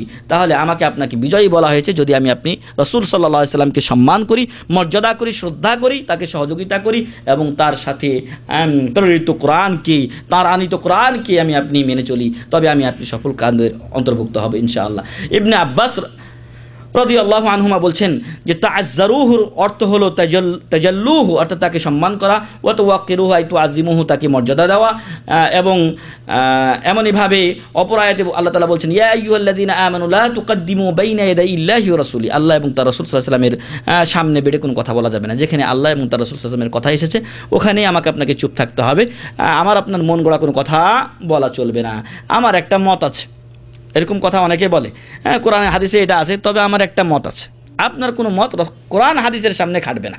কোরআন হাদিস যেটা বলছে সেটাই শিরোধার্য, সেটাই আপনাকে মানতে হবে যদি আপনি মুসলিম থাকতে চান। এমনইভাবে অপর আয়াত মহান রব্বুল আলামিন বলছেন লা তাজআলু দুআ আর-রাসূলি বাইনাকুম কাদুআই বাযিকুম বাযা, তোমরা নিজেদেরকে যেভাবে ডাকা হাঁকা করো সেরকম রাসূল সাল্লাল্লাহু আলাইহি ওয়াসাল্লামকে করিও না। আপনি নিজের একজন আরেকজনের নাম ধরে চিল্লাচিল্লি করে ডাকাডাকি করতে পারি, কিন্তু রাসূল সাল্লাল্লাহু আলাইহি ওয়াসাল্লামকে এরকম করা যাবে না। সূরাতুন নূর 63 নম্বর আয়াত। এখান থেকে সাহাবাগণকে আল্লাহ তাআলা রাসূল সাল্লাল্লাহু আলাইহি ওয়াসাল্লামের সাথে কেমন আচরণ করবেন সে আদবই দিয়েছেন। ওয়াকাদ দারাবা আসহাবুন নবী সাল্লাল্লাহু আলাইহি ওয়াসাল্লাম, মুজাহিদ বলছেন আমারহুম আন ইয়াদউহু ইয়া রাসূলুল্লাহ ফি লিন ওয়া তাওয়াযু ওয়া লা ইয়াকুলু ইয়া মুহাম্মদ ফি তাজাহুম। সাহাবাদেরকে আল্লাহ তাআলা বলছেন যে তোমরা নম্রতা, ভদ্রতা, বিনয়ের সাথে বলবে ইয়া রাসূলুল্লাহ সাল্লাল্লাহু আলাইহি ওয়াসাল্লাম, এবং সাহাবাগণ তাই করতেন। কোনোদিন কোনো সাহাবী ইয়া মুহাম্মদ বলেননি সাল্লাল্লাহু আলাইহি ওয়াসাল্লাম। কিন্তু যারা বদু থাকতো, যারা গ্রাম অঞ্চল থেকে এবং দূর দূরান্ত থেকে আসতো এবং ইহুদি, তারা ইয়া মুহাম্মদ বলে দিত। কিন্তু মুসলমানদেরকে, সাহাবাদেরকে এই কথা বলতে নিষেধ করা হয়েছে। এবং সাহাবাগণ এই বিষয়ে সবচেয়ে উজ্জ্বল দৃষ্টান্ত রেখে গেছেন রাসূল সাল্লাল্লাহু আলাইহি ওয়াসাল্লামের সম্মানের ক্ষেত্রে। ক্বালা উসামা বিন শারীক বলছেন আতাইতুন নবী সাল্লাল্লাহু আলাইহি ওয়াসাল্লাম ওয়া আসহাবুহু হাওলাহু কাআন্নামা আলা রুসিহিম আত-তায়র। উসামা বিন শারীক বলছেন আমি আল্লাহ রাসূল সাল্লাল্লাহু আলাইহি ওয়াসাল্লামের কাছে আসলাম এবং তার সাহাবীরা তাকে ঘিরে আছেন, মনে হচ্ছে তাদের মাথায় পাখি বসে আছে। পাখি যদি বসে থাকে তো এমনি করলেই তো পাখিটা উড়ে চলে যাবে, এজন্য তারা এমন শান্তভাবে যেন আছেন, পাখি যেন মাথায় বসে আছে, উড়ে যেন না যায়, এই অবস্থায় তারা আছেন। তাহলে রাসূল করিম সাল্লাল্লাহু আলাইহি ওয়াসাল্লামের সাথে এমন আচরণ তারা করেছেন, আমাদেরকেও সেরকম আচরণ করতে হবে। রাসূল সাল্লাল্লাহু আলাইহি ওয়াসাল্লাম আমাদের মাঝে এখন নেই ঠিক, কিন্তু তার কোরআন আছে, তার দেওয়া হাদিস আছে, সেই কোরআন ও হাদিসের সাথে আমাদেরকে সেরকম আচরণ করতে হবে। যেখানে কোরআন ও হাদিসের মত এসেছে সেখানে মানুষের মন গড়া মত কোনোদিন চলতে পারে না। ওয়া তাযীমুন নবী সাল্লাল্লাহু আলাইহি ওয়াসাল্লাম ওয়াজিবুন বা'দা মাউতিহি তাযীমিহি ফি হায়াতি, রাসূল সাল্লাল্লাহু আলাইহি ওয়াসাল্লামের মৃত্যুর পরও তাকে সম্মান করা ওয়াজিব। قال القاضي عياض رحمه الله তিনি বলছেন ওয়ালাম আন্না হুরমাতান নবী সাল্লাল্লাহু আলাইহি ওয়াসাল্লাম বা'দা মাউতিহি ওয়া তাওকিরিহি ওয়া তাযীমিহি লাযিমুন কামা কানা ফি হায়াতিহি। তো আল্লাহ রাসূল সাল্লাল্লাহু আলাইহি ওয়াসাল্লামের জীবদ্দশায় যেরকম তার মর্যাদা সম্মান করা, তাকে সহযোগিতা করা, তাকে মর্যাদা দেওয়া লাজিম ছিল, আবশ্যক ছিল, মৃত্যুর পরও তা আবশ্যক। ওয়াযালিকা ইনদা যিকরিহি সাল্লাল্লাহু আলাইহি ওয়াসাল্লাম ওয়া যিকরি হাদিসিহি ওয়া সুন্নতিহি, যখন আল্লাহ রাসূল সাল্লাল্লাহু আলাইহি ওয়াসাল্লামের নাম জিকির করা হয় তখন তার উপর দরুদ পাঠ করবেন, তার প্রতি আপনি বিনয়ী নম্র হবেন। এমন নয় যে কে মুহাম্মদ সাল্লাল্লাহু আলাইহি ওয়াসাল্লাম, আমি চিনি না তাকে, এরকম যেন না হয়। এমনইভাবে রাসূল সাল্লাল্লাহু আলাইহি ওয়াসাল্লামের হাদিস এবং সুন্নাত আসলে সেখানে আপনি মাথা পেতে মেনে নেবেন। ওয়াসমাই ইসমিহি ওয়া সিরাতিহি, রাসূল সাল্লাল্লাহু আলাইহি ওয়াসাল্লামের জীবনী পড়বেন। আমার তো মনে হয় এখানে অনেকেই আছেন যারা রাসূল সাল্লাল্লাহু আলাইহি ওয়াসাল্লামের জীবনী একবারও খতম করেননি, আছে এখানে অনেকে। তাই বলবো আমাদের সেন্টার থেকে একটা ফ্রি বই দেওয়া হয়, পাঠ্যসূচির শেষাংশে রাসূল করিম সাল্লাল্লাহু আলাইহি ওয়াসাল্লামের সংক্ষিপ্ত জীবনী দেওয়া আছে। এমনইভাবে সিরাতুন নবী সাল্লাল্লাহু আলাইহি ওয়াসাল্লাম বা রাসূল সাল্লাল্লাহু আলাইহি ওয়াসাল্লামের নবী চরিত্র বলে একটা আলাদা বই শেখ মতিউর রহমান ভাই অনুবাদ করেছেন, সেই বইটাও আপনারা নিয়ে যেতে পারেন এখান থেকে, আজই এগুলো নিয়ে যাবেন এবং রাসূল করিম সাল্লাল্লাহু আলাইহি ওয়াসাল্লাম সম্পর্কে জ্ঞান অর্জন করবেন। ওয়া মুআমালাতি আলিহি ওয়া ইতরাতিহি, রাসূল করিম সাল্লাল্লাহু আলাইহি ওয়াসাল্লামের যে আহল ওয়া ইয়াল আছে তাদের সাথে সুন্দর ব্যবহার করতে হবে। এমন নয় যেভাবে শিয়ারা করে হাই হোসেন কয়েকদিন করে দিলাম, বাকি সাহাবীরা মুরতাদ হয়ে গেছিল, আয়েশা রাদিয়াল্লাহু আনহা জিনা করেছিলেন, নাউজুবিল্লাহ, শিয়াদের বাজে আকীদা থেকে আমাকে আপনাকে দূরে থাকতে হবে। ওয়া তাযীম আহলে বাইতিহি ওয়া সাহাবাতি রাসূল কারীম সাল্লাল্লাহু আলাইহি ওয়াসাল্লামের আহলে বাইত যারা ছিলেন, তার স্ত্রী, তার ছেলে, তার মেয়েরা, তাদের প্রতি ভালো ব্যবহার করতে হবে, তার সাহাবীদের প্রতি ভালো ব্যবহার করতে হবে। এগুলো 4 নম্বর অধিকার। রাসূল কারীম সাল্লাল্লাহু আলাইহি ওয়াসাল্লামকে সম্মান করতে হবে। 5 নম্বর অধিকার হচ্ছে রাসূল সাল্লাল্লাহু আলাইহি ওয়াসাল্লামের আসসালাতু ওয়াত তাসলিমু আলা নবী সাল্লাল্লাহু আলাইহি ওয়াসাল্লাম, রাসূল সাল্লাল্লাহু আলাইহি ওয়াসাল্লামের উপরে সালাত এবং সালাম প্রেরণ করতে হবে। আল্লাহ তাআলা কোরআনে বলছেন, ইন্নাল্লাহা ওয়া মালাইকাতাহু ইউসাল্লুনা আলান নবী ইয়া আইয়ুহাল্লাযীনা আমানু সাল্লু আলাইহি ওয়া সাল্লিমু তাসলিমা। আল্লাহ তাআলা মুহাম্মদ সাল্লাল্লাহু আলাইহি ওয়াসাল্লামের উপরে রহমত নাজিল করেন, ফেরেশতারা তার জন্য ইস্তিগফার কামনা করেন, ক্ষমা প্রার্থনা করেন, রহমতের দোয়া করেন, আল্লাহ যেন তার প্রতি রহমত নাজিল করেন।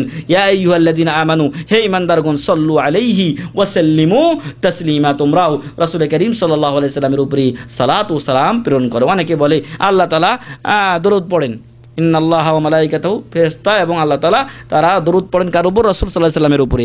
আল্লাহ দরুদ পড়েন কার কাছে? দরুদ পড়তে হবে যে তুমি তার উপর শান্তি নাজিল করো, এই তো আল্লাহ তাআলা কার কাছে শান্তি চাইবেন? বরং এর অর্থ হচ্ছে যে আল্লাহ স্বয়ং রহমত নাজিল করেন মুহাম্মদ সাল্লাল্লাহু আলাইহি ওয়াসাল্লামের উপরে, এবং ফেরেশতারা আল্লাহর কাছে দোয়া করেন রহমত নাজিলের জন্য কার উপরে? মুহাম্মদ সাল্লাল্লাহু আলাইহি ওয়াসাল্লামের উপরে, এবং তার জন্য ক্ষমা প্রার্থনা করে। অতএব তোমরাও সালাত এবং সালাম আল্লাহর কাছে তলব করো, কার জন্য? মুহাম্মদ সাল্লাল্লাহু আলাইহি ওয়াসাল্লামের জন্য।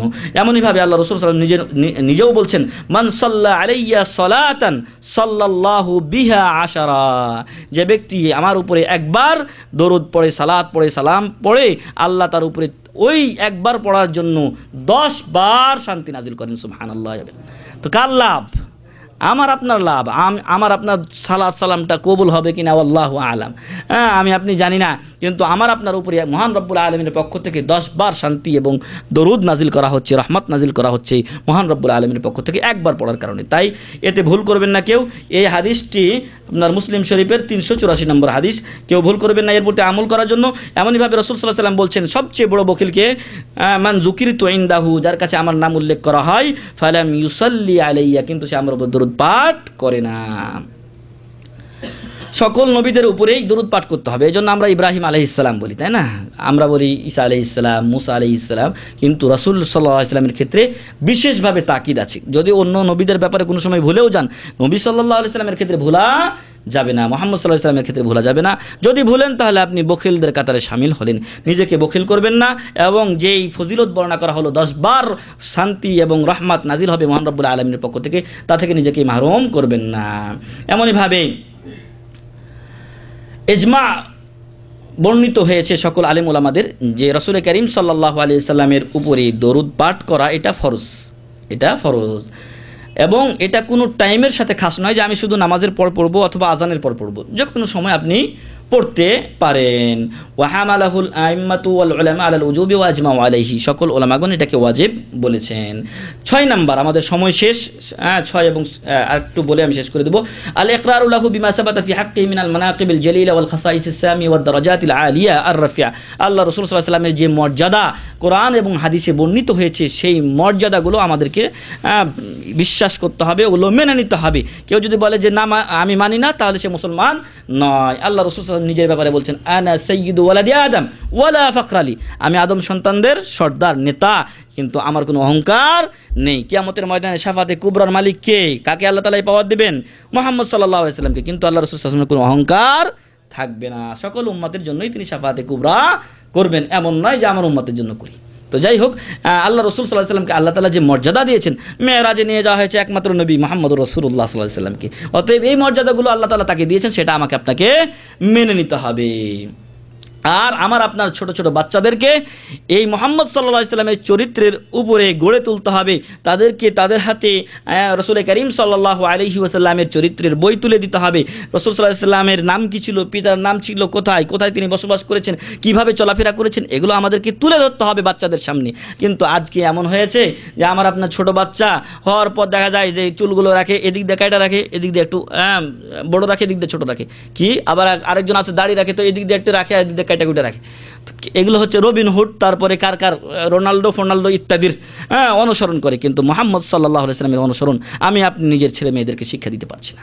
তো এগুলো আমাদের দুর্বলতা, আমরা যারা এখানে উপস্থিত আছি, আমরা যারা মুসলমান বলে দাবি করছি, আমাদের দুর্বলতা যে আমাদের ভবিষ্যৎ প্রজন্মকে আমি আপনি রাসূল করিম সাল্লাল্লাহু আলাইহি সাল্লামের শিক্ষায় শিক্ষিত করতে পারছি না, তার দীক্ষা দিতে পারছি না, ফলে আমি আপনি নিজেও গুনাহগার হচ্ছি, তাদেরও ভবিষ্যৎ নষ্ট করছি।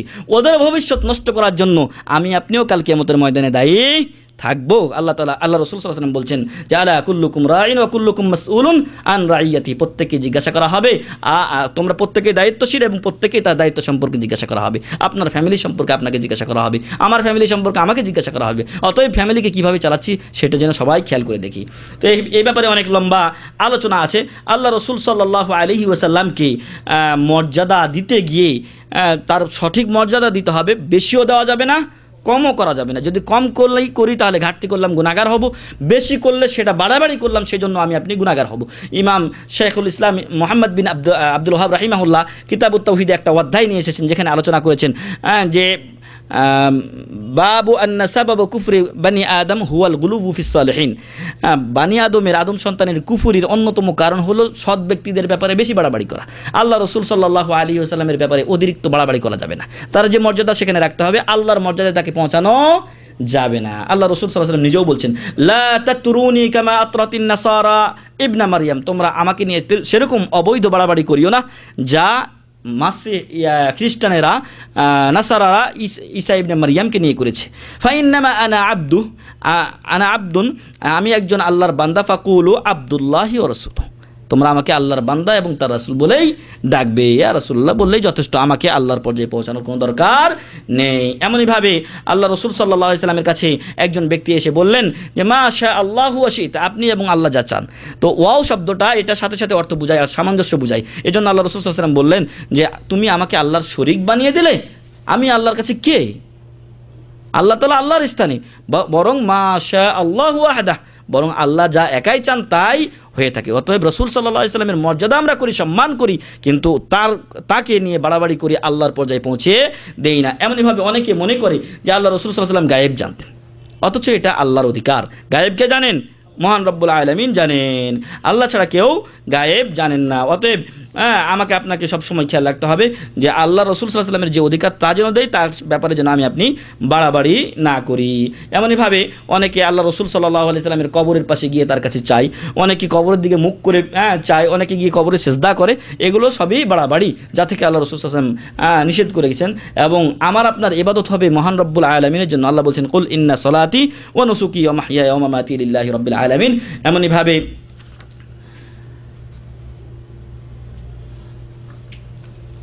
শেষ নাম্বার হচ্ছে 8 নাম্বার, হুকুকুন নবী সাল্লাল্লাহু আলাইহি ওয়াসাল্লাম মাহাব্বাত আসহাবিহি ওয়া আহলি বাইতিহি ওয়া আজওয়াজিহি ওয়া মালাতিহিম জামিআ ওয়াল হাদরু মিন তানাক্কুসিহিম আও সাব্বিহিম।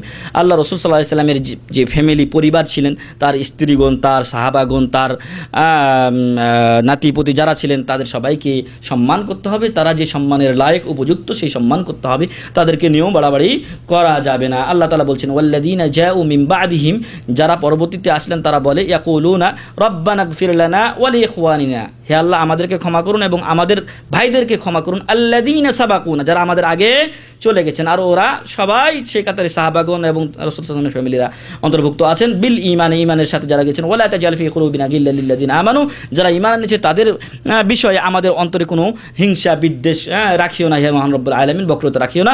ইন্নাকা রাউফুর রহিম, নিশ্চয় আপনি দয়াশীল এবং অত্যন্ত দাতা, বড় দাতা। তো এখান থেকেও আমরা প্রমাণ পাই যে আল্লাহ রাসূল সাল্লাল্লাহু আলাইহি সাল্লামের সাহাবাদেরকেও সম্মান করতে হবে। যেটা একটু আগে বলেছি, একটা দলের কথা আপনাদেরকে আমি স্মরণ করিয়ে দিয়েছি, যারা রাসূল করিম সাল্লাল্লাহু আলাইহি সাল্লামের সাহাবীদের ব্যাপারে কটূক্তি করে থাকে এবং বলে 6 জন সাহাবী ব্যতীত বাকি সবাই রাসূল সাল্লাল্লাহু আলাইহি ওয়াসাল্লামের ইন্তেকাল পরে মুরতাদ হয়ে গেছিল। বরং ওই শয়তানেরা মুরতাদ, ওই শয়তানেরা আসলে তো দিনই নাই, মুরতাদ হতে হলে তাকে ইসলামে আসতে হবে। ওরা শুরু থেকেই কুফরিতে জীবনযাপন করে, ওরা রাসূল সাল্লাল্লাহু আলাইহি ওয়াসাল্লামের সাহাবাদের ব্যাপারে এরকম কটূক্তি করে। আল্লাহ রাসূল সাল্লাল্লাহু আলাইহি ওয়াসাল্লাম বলছেন লা তাসুব্বু আসহাবি, তোমরা আমার সাহাবীদেরকে গালি দিও না। ফালাউ আন্না আহাদাকুম আনফাকা মিসলা উহুদিন যাহাবা মা বালাগা মুদ্দা আহাদিম ওয়ালা নাসিফাহু, তোমাদের কেউ যদি উহুদ পাহাড় সমপরিমাণ, উহুদ পাহাড় কতটুকু লম্বা কেউ জানেন? এক মতে 6 থেকে 7 কিলো, এক জায়গায় গিয়ে নিচু হয়ে গেছে, ওটা আমাদের ওস্তাদ যখন পড়িয়েছেন অনেকে বলছেন যে না, এটা উহুদ পাহাড়েরই সাথে লাগানো। যদি ওটা মানে একসাথেই ধরা হয় তাহলে 18 কিলোমিটার 17 থেকে 18 কিলোমিটার উহুদ পাহাড়, এই উহুদ পাহাড় সম পরিমাণ কেউ যদি স্বর্ণ ব্যয় করে তাহলে তাদের সাহাবাদের এক মুদ পরিমাণ অথবা নিসফে মুদ পরিমাণ পৌঁছতে পারবে না। এক মুদ এক খাবলা অথবা আধা খাবলা পর্যন্ত পৌঁছতে পারবে না। অতএব আমার সাহাবিদেরকে তোমরা গালি দিও না। সাহাবাগণ তাদের ধৈর্যের, তাদের ইসলামের জন্য তাদের ত্যাগের চরম দৃষ্টান্ত রেখে গেছেন, যা আমরা জীবনেও রাখতে পারবো না, কারণ আল্লাহ তাআলা তাদেরকে চয়ন করেছিলেন নবী সাল্লাল্লাহু আলাইহি ওয়াসাল্লামের জন্য। তো প্রিয় ভাই এবং বন্ধুগণ, যদি আপনি রাসূল সাল্লাল্লাহু আলাইহি ওয়াসাল্লামের সাহাবাদেরকে গালি দেই, তাহলে যেন নিজের ইসলামকে আমরা কুলুষিত করলাম। নিজের ইসলাম, যে ব্যক্তি কোনো একজন সাহাবীকে গালি দেয় সে অবশ্যই ইসলাম থেকে খারিজ হয়ে যায়। আপনি সবাইকে সতর্ক থাকতে হবে। আল্লাহ রাসূল সাল্লাল্লাহু আলাইহি ওয়াসাল্লামের অধিকার যেন আমরা পালন করি, আদায় করি। আল্লাহ রাসূল সাল্লাল্লাহু আলাইহি ওয়াসাল্লাম তার কাজ পালন করে গেছেন, যেটা আমরা একটু আগে বললাম যে রাসূল সাল্লাল্লাহু আলাইহি ওয়াসাল্লাম তার দায়িত্ব পালন করে গেছেন। এখন বাকি আছে আমার আপনার দায়িত্ব। মহান রব্বুল আলামিনের কাছে দোয়া করি আল্লাহ যেন আমাদেরকে রাসূল সাল্লাল্লাহু আলাইহি ওয়াসাল্লামের অধিকারগুলো মনে রাখার এবং এই অনুযায়ী আমল করার তৌফিক দান করেন, আল্লাহুম্মা আমিন। আল্লাহ যেন আমাদেরকে রাসূল সাল্লাল্লাহু আলাইহি ওয়াসাল্লামের হাদিস এবং মহান রব্বুল আলামিনের কোরআন মোতাবেক চলার তৌফিক দান করেন, আল্লাহুম্মা আমিন। ওয়া আখিরু দাওয়ানা আলহামদুলিল্লাহি রাব্বিল আলামিন ওয়া সাল্লাল্লাহু আলা নবিয়িনা মুহাম্মদ ওয়া আলা আলিহি ওয়া সাহবিহি আজমাইন। আসসালামু আলাইকুম ওয়া রাহমাতুল্লাহি ওয়া বারাকাতুহু।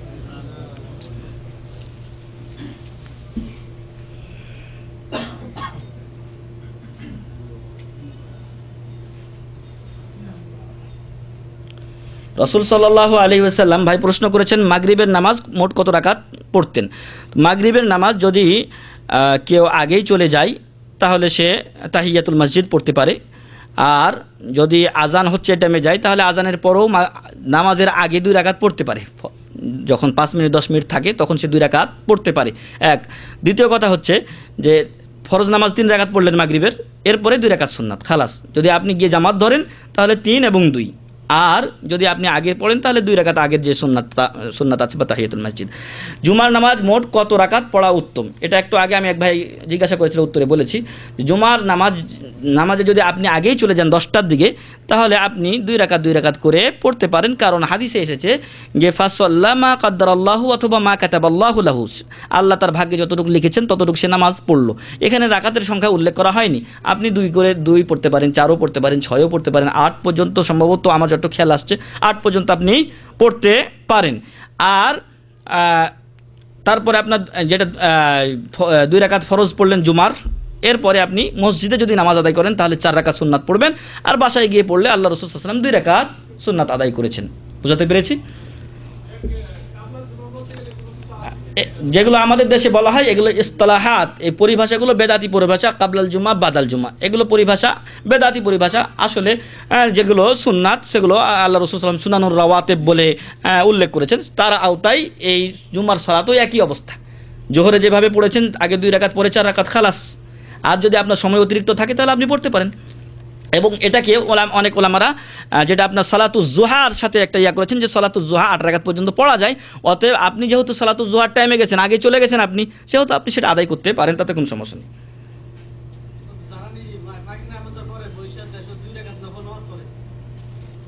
হ্যাঁ, এটার কোনো দলিল নাই, এবং যখন কেউ দাঁড়াতে সক্ষম তার জন্য বসে নামাজ পড়াও জায়েজ না। যখন আপনি দাঁড়িয়ে নামাজ পড়তে না পারবেন তখন আপনি বসে নামাজ পড়বেন। যেটা পড়া হয় সেটা সম্পূর্ণ বেদাত না, কোনো হাদিসে বর্ণিত নাই যে 2 রাকাত বসে পড়বে। আর 2 রাকাতই সুন্নাত পড়েছেন আল্লাহ রাসূল সাল্লাল্লাহু আলাইহি ওয়াসাল্লাম। আর যারা সালাতুল মাগরিবের পরে যারা মাগরিবের পরে সালাতুল আওয়াবিন বলে বসে থাকে এশার পর্যন্ত এবং নামাজ পড়ে তাসবিহ তাহলিল করে, সেটা ঠিক নয়। বরং সালাতুল আওয়াবিন হচ্ছে সালাতুল জোহা, চাষতের যে নামাজ 10টা-11টার দিকে যেটা পড়া হয় সেটাই হচ্ছে সালাতুল আওয়াবিন সকালের। এবং এটাকে ওলামারা যেটা সালাতুল ইশরাক ইখতিলাফ করেছেন। কেউ বলছেন সালাতুল ইশরাক আলাদা, মানে সূর্য আপনার ফজরের নামাজ পর বসে থেকে তাসবিহ তাহলিল করে সূর্য ওঠার পরে আপনি 2 রাকাত নামাজ পড়বেন অথবা 4 রাকাত নামাজ পড়বেন। এই নামাজ এবং সালাতুল জুহা দুটা কি একই নামাজ না আলাদা আলাদা নামাজ? যেটা মানে প্রসিদ্ধ মত হচ্ছে যে ইখতিলাফ ওলামারা করলেও দুটা একই নামাজ বলে উল্লেখ করেছেন বেশিরভাগ আলেম ওলামা।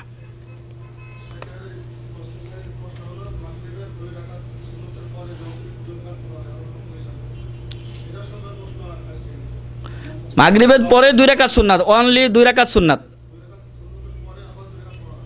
না, এটার কোনো বর্ণনা আমার জানা মতে আমি পাইনি।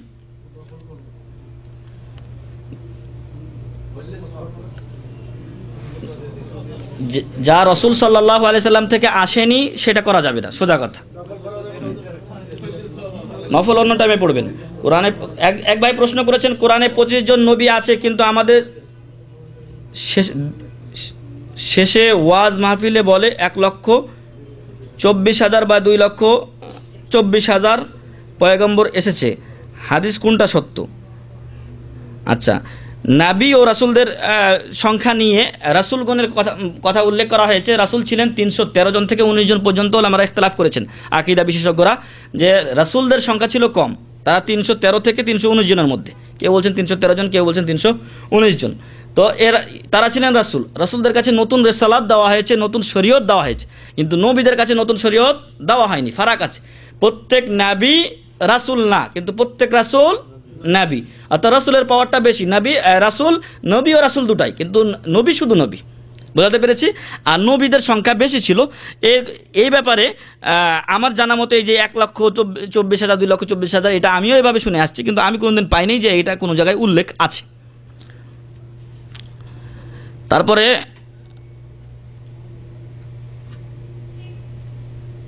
পাথরের তসবিহ পড়া সুন্নাত না বেদাত? এটা বেদাতের অন্তর্ভুক্ত, আমরা আলোচনায় বলেছি। বরং আপনি আপনার করে গুনবেন, এগুলো আপনার কাল কিয়ামতের ময়দানে সাক্ষ্য দিবে। আচ্ছা, এটা আপনি লিখছেন নাকি? খাতমে ইউনুস পড়া বেদাত না সওয়াবের কাজ? হ্যাঁ, খাতমে ইউনুস এই সব কিছুই বেদাতের অন্তর্ভুক্ত। আমাদের দেশে দেখেছি বৃষ্টির জন্য 1,25,000 বার খাতমে ইউনুস পড়ে। বৃষ্টির জন্য এখানে যে সালাতুল ইস্তিসকা পড়ে সেইভাবে পড়বেন, এটাই হচ্ছে সুন্নাত। ইন্নী ওয়াজ্জাহতু ওয়াজহিয়া লিল্লাযী ফাতারাস সামাওয়াতি ওয়াল এই দোয়া হাদিসে আছে কিনা এবং রাসূল সাল্লাল্লাহু আলাইহি ওয়াসাল্লাম পড়তেন কিনা? এই দোয়াটা আল্লাহ রাসূল সাল্লাল্লাহু আলাইহি ওয়াসাল্লাম পড়তেন এই আপনার নামাজে দাঁড়ানোর পরে, তাকবীরের পরে সানা হিসেবে পড়তেন। আপনি যদি সুবহানাকাল্লাহুম্মা ওয়া বিহামদিকা ওয়া তাবারাকা ইসমুকা ওয়া তাআলা জাদ্দুকা ওয়া লা ইলাহা গায়রুকা এটা না পড়েন, এটা যদি পড়েন ইন্নী ওয়াজ্জাহতু, তাহলে যথেষ্ট। আর যদি মনে করেন দুটাই পড়বো, আপনি একাকী আছেন, পড়তে পারেন, তাতে কোনো সমস্যা নাই। এটা সানা হিসেবে পড়বেন। বুঝাতে পেরেছি? কিন্তু জায় নামাজের দোয়া না, জায় নামাজের দোয়া হিসেবে পড়া বেদাত। আমরা আরবিতে নিয়াত করি নওয়াইতু আন উসাল্লিয়া লিল্লাহি তাআলা রাকাতান, এই দোয়া কোনো হাদিসে আছে কি না? এই দোয়া কোনো হাদিসে নেই, এটা আছে ওই যে নুরানি নামাজ শিখাতে। চুপে চুপে আমিন বলা নামাজের ভিতর এইরকম হাদিস আছে কি না? চুপে চুপে তখন আমিন বলবেন যখন ইমাম চুপে চুপে কেরাত পড়বে। সিররি নামাজ যেগুলো গোপনে কেরাত করা হয় সেগুলোতে আপনি চুপে চুপে পড়বেন। যেগুলোতে ইমাম জোরে কেরাত পড়েন দিয়ে গায়রিল মাগদুবি আলাইহিম ওয়াদ-দাল্লিন বলেন, তখন আপনি জোরে আমিন বলবেন। এই জন্য যে সাহাবাগণ জোরে আমিন বলতেন, হাত্তা তাকুনা লিল মসজিদিল লুজ্জাতুন, মসজিদের একটা জজ্জা, একটা আওয়াজ গুনগুন শব্দ হয়ে উঠত, জোরে চিল্লায় না, আবার মিডিয়াম আওয়াজে। বুঝাতে পেরেছি? তো এটাই হচ্ছে সুন্নাত। তবে এই সুন্নাত আপনার দেশে গিয়ে যখন বলবেন ধীরে ধীরে বলবেন, কারণ এই সুন্নাতের চাইতে আরও বড় কাজ সেখানে বাকি আছে। সেখানে আপনার শিরক বেদাত, আরও বড় বড় বেদাত আছে যেগুলো মানুষকে দিন থেকে বের করে দেয়। তো ওইগুলো থেকে মানুষকে আগে সতর্ক করতে হবে। এটা সুন্নাত ঠিক, এটা আপনি আস্তে করে বললেও আপনার আপাতত আদায় হয়ে যাচ্ছে, কিন্তু সুন্নাত হচ্ছে জোরেই বলতে হবে আপনাকে। আর এই আমিন বলাতে ইহুদিরা খুব রাগান্বিত হয়, আমাদের আমিন বলাতে এবং সালামে। অতএব তাদের রাগের কারণ হওয়াটা আমাদের জন্য দরকার। আল্লাহ রাসূল সেটাই বলেছেন যে তোমরা ইহুদি এবং খ্রিস্টানদের কী করো? বিপরীত করো। আর বিপরীত করতে হলে আমিন জোরে বলতে হবে। আর বিশেষ করে হাদিসে প্রমাণিত হয়েছে। আল্লাহ তাআলার কাছে দোয়া করি আল্লাহ যেন কোরআন ও সহিহ হাদিস মোতাবেক আমাদেরকে আমল করার তৌফিক দান করেন, আমিন। যার যা সমস্যা আছে আল্লাহ যেন সকলের সমস্যা দুঃখগুলো দূর করে দেন, আমিন। আল্লাহ যেন আমাদেরকে আজকে এখানে যেভাবে জমা করেছেন জান্নাতুল ফিরদাউস সেভাবে জমা করেন, আল্লাহুম্মা আমিন। আসসালামু আলাইকুম ওয়া রাহমাতুল্লাহি ওয়া বারাকাতুহু। সুবহানাকা আল্লাহুম্মা ওয়া বিহামদিকা আশহাদু আল্লা ইলাহা ইল্লা আনতা আস্তাগফিরুকা ওয়া আতুবু ইলাইক। আসসালামু আলাইকুম ওয়া রাহমাতুল্লাহি ওয়া বারাকাতুহু।